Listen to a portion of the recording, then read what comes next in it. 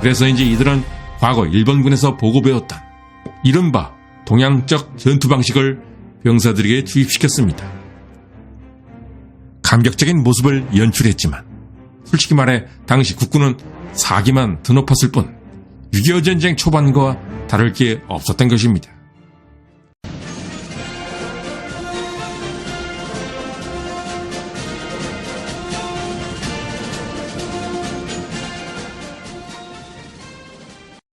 오늘날 대한민국 국군의 모습. 하지만 현재의 국군이 처음부터 이랬던 것은 물론 아니었습니다. 1948년 8월 15일 대한민국 정부 수립과 함께 국군은 탄생했습니다. 그러나 국군은 이로부터 2년도 지나지 않아 미국, 중공, 소련, 영국 등 세계의 거의 모든 강대국이 직간접적으로 참가한 국제적인 전쟁인 6.25 전쟁에 말려들었습니다. 이번 컨텐츠에서는 6.25 전쟁을 거쳐가며 국군은 어떻게 변해갔고 이 과정에서 국군의 리더십은 어떠한 변화를 맞이하였는지 그 흥미진진한 이야기를 다루고자 합니다. 그럼 일부 순서로서 1948년 한국정부 수립부터 6.25 전쟁 1년 차인 1950년까지 마치 롤러코스터를 타는 것처럼 극과 극을 오갔던 그 스펙타클한 이야기를 지금부터 시작하도록 하겠습니다. 6.25 전쟁 발발 직전까지 미국의 관심사는 그저 유럽이었습니다. 극동 아시아에선 일본 정도에나 관심이 있었을까? 한국은 언제나 미국의 관심 밖이었습니다.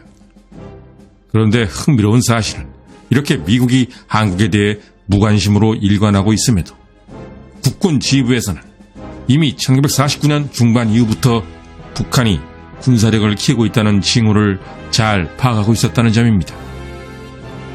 국군의 전투력은 변화가 없는데 북한군의 군사력은 증강되고 있었으니 아직 국내 혼란조차 정리하지 못하고 있는 한국 정부에겐 정말로 심각한 위협이었습니다. 그런데 1949년 6월 말 주한 미군까지 남한에서 철수해버리자 이승만 대통령은 더욱 초조해졌습니다. 결국 이승만 대통령은 위급할 때마다 써먹게 되는 바로 그 방법, 특유의 벼랑끝 전술을 쓰기 시작했습니다. 우리는 북진 통일을 할 것이다.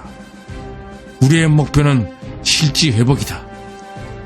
전쟁이 터지면 국군은 아침은 개성에서 먹고 점심은 평양에서 먹을 것이다. 이승만 대통령과 국군 지휘부의 이런 공격적인 발언들은 미국을 자극해서 군사 지원을 얻어내기 위한 의도적인 발언이었습니다.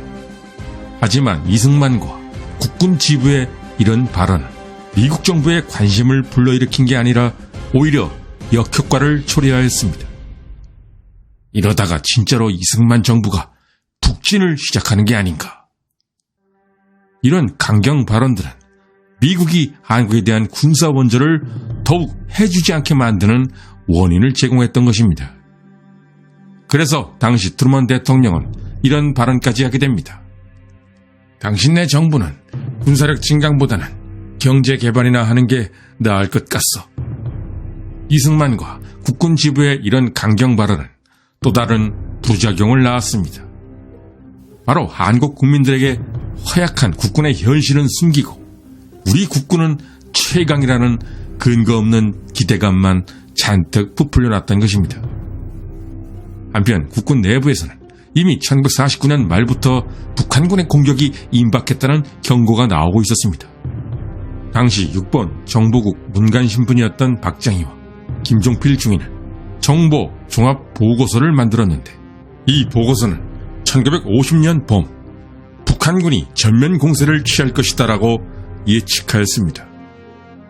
이렇게 국군에서는 북한군의 남침 시기까지 비교적 정확하게 예측하고 있었으나 미국 정부는 여전히 무관심으로 일관했습니다. 당시 트루먼 정부는 한국이 아무리 북한의 남침 위협을 얘기해도 더 많은 군사 원전을 뜯어내기 위해 엄살을 부린다고 생각하는 기막힌 일이 벌어지고 있었던 것입니다.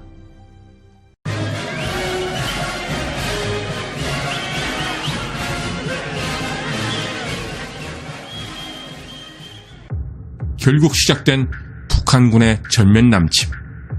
국군은 북한군에게 속절없이 밀렸고 서울은 3일 만에 점령당했습니다. 이것은 북한군의 작전 계획이 특별히 뛰어났다기보다는 단순히 국군 전투력의 열세 때문이었습니다. 물론 북한군의 T-34-85 전차로 인한 전투력의 격차는 어쩔 수 없었다고 할지라도 국군이 이토록 빨리 붕괴된 것은 국군 지휘부의 부적절한 지휘 때문이었습니다. 1950년 6월 29일 전쟁 발발 4일 만에 한국으로 직접 날라온 메가더 원수는 국군의 수장인 최병덕 총참모장을 만나게 됩니다. 이때 메가더 장군을 만난 최병덕 총참모장이 했던 말, 200만 남한 청년을 징집하여 북한군을 막아내겠습니다. 이 말을 들은 메가더 원수는 그 자리에선 최병덕 총참모장을 격려했습니다.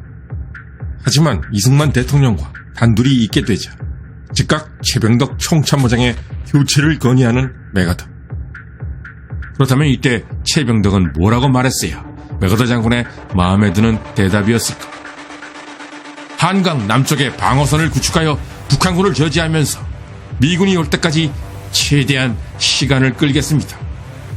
만약 최병덕이 이렇게 답변했다면 메가더는 무척이나 흡족해했을 것입니다. 6.25 전쟁이 터지자 국군 최고 지휘부는 어찌할 바를 모르고 허둥댔습니다.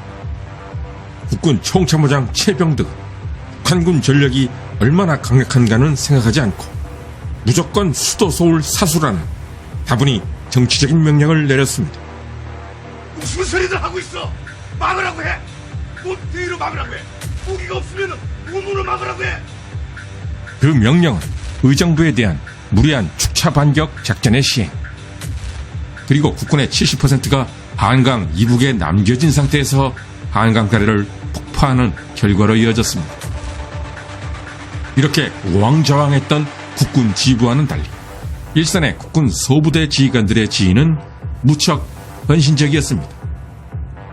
105mm M3 구형 야포로 북한군 T-34-85 전차에 직접 조준 사격을 가했던 김풍익 소령. 야포로 탱크를 조준한다는 것은 자신의 위치를 노출하는 것이기에 죽음을 각오한 행동이었습니다. 김풍익 소령과 부대원들은 북한군 T-34-85 전차의 궤도를 박살내어 3시간 동안 북한 기갑부대 전체의 이동을 저지시켰습니다.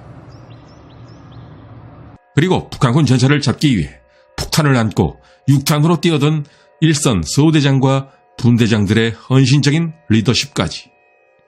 이것들은 모두 6.25 전쟁 발발 2-3일 사이에 벌어진 일들이었습니다. 만약 이런 행동들이 없었다면 북한군은 더 빨리 남진할 수 있었을 것입니다.